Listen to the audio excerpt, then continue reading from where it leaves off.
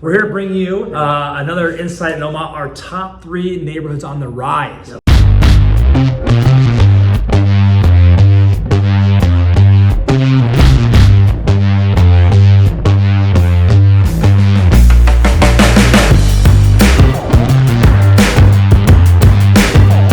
Hey, welcome guys. This is Tyson, Compton, and Christian, your local realtors and experts on everything Omaha. We want you to make sure to bring you the best information we can to help you guys make great decisions here in Omaha and also open your eyes to what's going on that you might not know about. We're here to bring you another insight in Omaha, our top 3 neighborhoods on the rise. Yep. No in particular order, but just sharing with you some ideas and thoughts from the outsider's perspective of understanding what's going on locally in these 3 neighborhoods that make them on the climb. And before we get into that, as always, if you're looking at moving to the area, call us, text us, email us if you want to work with us directly, us or our team directly.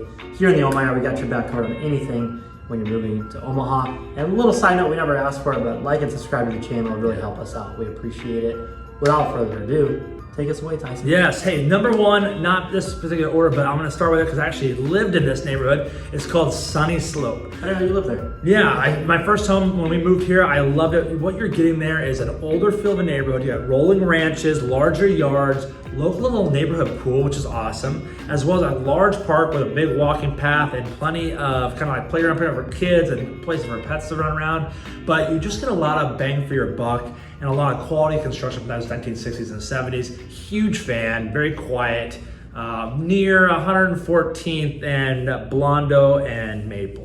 Right by the Bowles Golf. How long did you guys live there? We lived there for 2.5 years and saw great appreciation in our home. And actually, it was one of my favorite houses I've ever lived in. It's awesome. Yeah. What is the average price in there right now?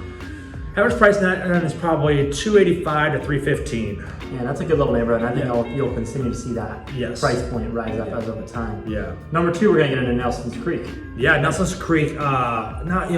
This is a house. This neighborhood was built in the mid '90s and early '90s. It was originally thought it was going to be a big golf course, but they turned it all into residential. So it used to be a farm, obviously, but a lot of good unique homes. Mid-range sizes range between that like 2,300 square feet to even like 3,500 square feet. The basements are finished, but a lot of 2-story homes and a lot of 3-car garages.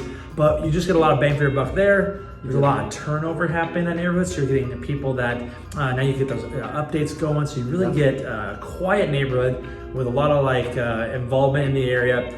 A great park between that and Diamond Head, which is a Peacock Park, and a local elementary school in the neighborhood, which is awesome too. And where it is in Omaha, kind of like West Omaha, central West Omaha. Yes. 144th and Blondo. It's like the perfect spot. Yeah. You can get to everywhere super quick. You can hop on Dodge really quickly.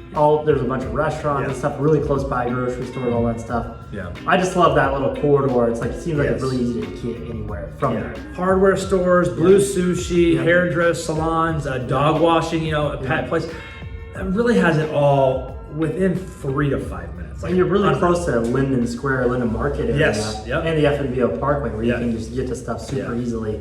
And more restaurants, there's a high view over there, all that kind of stuff. It's in a really good spot as far as getting to other places. 100%, and that's one thing we're looking to focus on. All 3 of these neighborhoods really provide that in general. Great access to getting across Omaha anywhere within 15 to 20 minutes. Yeah, literally anywhere you want to go. And then downtown is always going to be 15 to 20 minute drive, or 45 minutes, depending on the day. Yeah, depending on traffic. Hey, lastly, I want to bring up another one. This is kind of an encompassing one. I'm going to say Ridgefield because it's in the center area, but bookend by that is Bryn Mawr and Candlewood.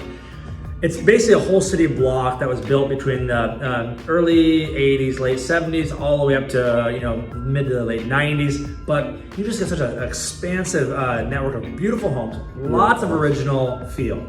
Giant price differences. Yes, and the sense of age of home, but you get a variation of square footage, but a lot of different architectural styles, which is awesome. So you're not this cookie cutter feel. Private park, no public parking there, so it's all local people using the park, which coming is from their houses. We're starting to see a bigger turnover. We still have probably some original owners in there, but you're starting to see some of that new youth come back in the neighborhood. So you're getting a more revitalized neighborhood feel. And I think you just really can't go wrong with anything. Dude, and any of those are awesome. One of my favorite little, if you would go, those 3, my favorite is Candlewood, just because of the lake. Lake Candlewood. Lake Candlewood's amazing. Yeah. It's this little lake in the middle of town. Yes. That, can anybody use Lake Candlewood? or is it Technically only residents? it's only for the residents. That's what I thought. Yeah, So, yeah. It's not a and public. there's around it you can buy a house on the lake. Me and my wife actually almost bought one on the lake there recently, and there's some really cool houses. They're vary in sizes and stuff, but it's beautiful. Little lake you can do a little paddle boat on it and stuff like that. Yep, you can It's do it. super cool. Another cool thing is in the summer, the one night a week, they bring in a food truck for the residents, so you can go in and have a nice little outdoor picnic, and they you buy the food, but they provide the resource for it. And so they're doing the right things to really create a community feel inside the big city. And so that's what we're kind of looking at. And that neighborhood to me is on the rise. You're gonna start seeing.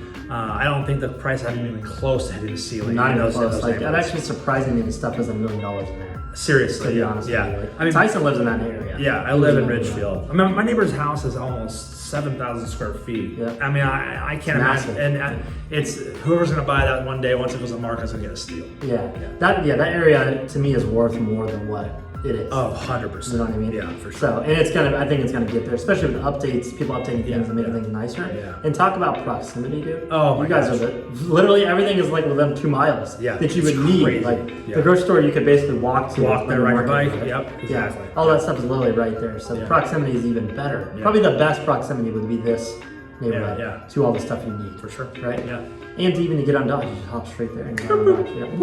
Yeah, it's super easy to get around there. So, all right, guys. Hopefully this is helpful information for you guys. As always, if you're looking to move in the area, we are full-time licensed realtors. If you want to work with us or our team personally, call us, text us, email us, hit below to schedule a call with us. We're happy to help in any way we can. See you next time. Peace.